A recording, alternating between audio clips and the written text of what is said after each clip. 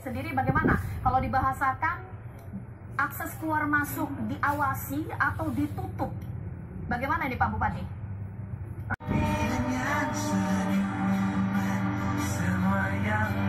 Diharapkan Mendagri juga memberikan teguran kepada daerah-daerah yang memblokir jalan-jalannya. Dengan tenang jiwa,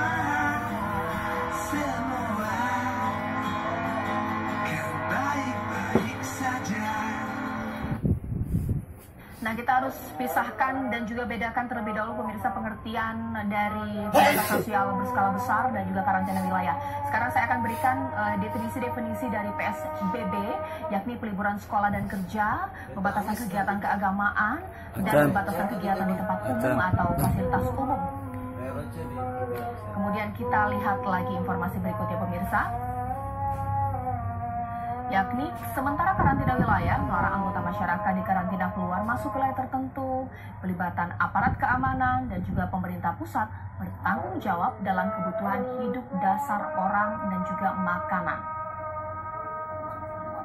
termasuk juga hewan.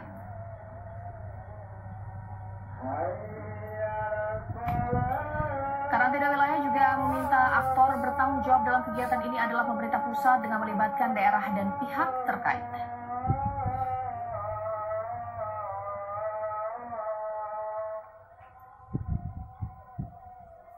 Saya mau minta pendapat dari Pak Muldoko.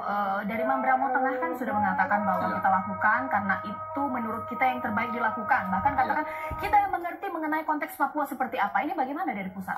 Ya, yang pertama istilah lockdown itu tidak dikenal di dalam perundangan kita ya. Dan Undang-Undang Nomor 6 itu karantina ya, kesehatan. Itu dulu. Tapi begini ya, pemerintah kita menghormati upaya pemerintah daerah di dalam menata kehidupan masyarakatnya dan melindungi masyarakatnya. Itu kita apresiasi. Tetapi kita hidup dalam sebuah kerangka NKRI yang diatur oleh regulasi, oleh undang-undang, dan agar masyarakat juga tidak bingung, maka kita kembali lagi ke situ saja. Kembali kepada Undang-Undang Nomor 6 dan turunannya adalah PP tadi. Sehingga persoalan PSBB itu kalau dijalankan dengan sebaik-baiknya, maka itu sebenarnya sudah bisa menjawabnya. Karena persoalan corona itu kadang-kadang terlalu ditakutkan, tetapi masyarakat tidak disiplin. Sebenarnya masyarakat tidak terlalu takut, tetapi disiplin. Disiplin bagaimana membatasi jarak, bagaimana selalu cuci tangan, bagaimana tidak masuk dalam sebuah kerumunan massa. Itu sebenarnya akan aman ya. Tapi karena tadi itu masyarakat itu tidak disiplin, sehingga kita menjadi seperti orang sangat takut sekali. Berikutnya yang kedua ya, Presiden mengatakan bahwa daerah. Dan untuk memperkuat itu, Presiden membuat payung hukum berupa PP 21 tahun 2020. Namun, terbitnya PP ini tidak serta-merta membuat kebijakan PSBB dapat dijalankan dengan cepat dan efektif. Hal ini dikarenakan sejumlah faktor, misalnya belum jelasnya aturan main bagi pemerintah daerah untuk menetapkan PSBB di wilayahnya, terutama mengenai pembatasan pergerakan orang maupun barang yang pada prakteknya akan melewati yurisdiksi dengan wilayah lain. Selain itu, efektivitas PSBB pun dipertanyakan karena selama ini pun sudah diterapkan oleh hampir seluruh kepala daerah, yaitu meliburkan kegiatan sekolah dan bekerja, membatasi kegiatan keagamaan, serta membatasi kegiatan di tempat umum. Namun, nyatanya ketiga hal yang saat ini masih berlangsung di masyarakat dan sesuai arahan Presiden untuk belajar, bekerja, dan beribadah dari rumah belum mampu meredam laju sebaran virus ini ke sejumlah wilayah.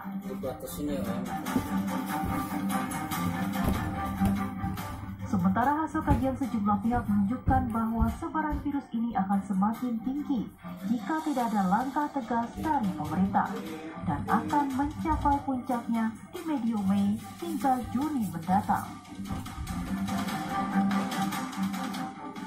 Lalu, bagaimana pemerintah pusat mampu menjawab sejumlah persoalan dalam mengimplementasikan PSBB ini secara efektif dan efisien? Bagaimana pula penjabaran kebijakan ini hingga ke level daerah? Sementara di lain pihak, sejumlah kepala daerah mengambil jalan berbeda dengan pemerintah pusat. Publik pun bertanya-tanya, berapa lama pemerintah akan menerapkan PSBB dan kemudian melakukan evaluasi atas efektivitas kebijakan ini? Jika PSBB belum mampu menunjukkan tajinya, sementara laju pandemik semakin melesat, apa langkah darurat yang kemudian disiapkan pemerintah?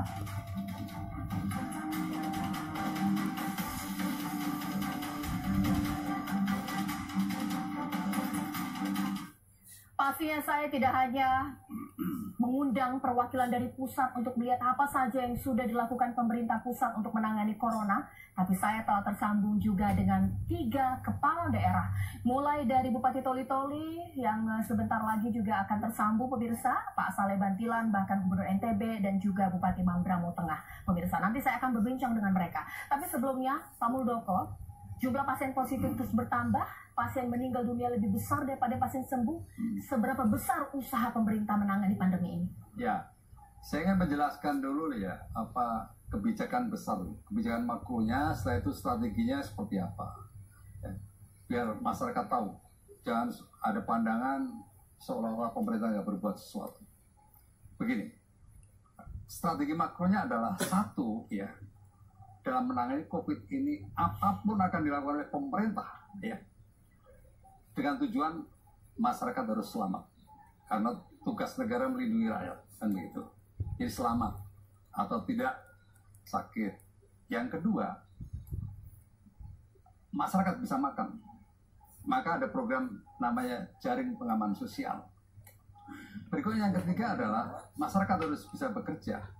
Untuk itu ada berbagai insentif yang diberikan agar semua kegiatan usaha itu bisa berjalan dengan baik. 3 hal ini ya, kebijakan makronya. Setelah itu dijabarkan ke strategi ya, agar kebijakan itu bisa berjalan. Di dalam rangka menghadapi COVID, agar masyarakat selamat, kita punya Undang-Undang Nomor 6 ya, tentang karantina ya.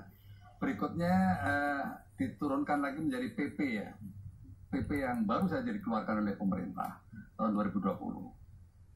Nah, di situ kalau kita melihat undang-undangnya ada karantina rumah, karantina wilayah, ada karantina rumah sakit, dan ada PSBB ya, pembatasan sosial berskala besar. Nah, gitu. Apa itu dalam PSBB itu? Biar ini jelas semuanya ya. Satu adalah pembatasan untuk sekolah dan tempat kerja, berikutnya pembatasan kegiatan keagamaan, dan yang terakhir adalah pembatasan kegiatan umum atau fasilitas umum.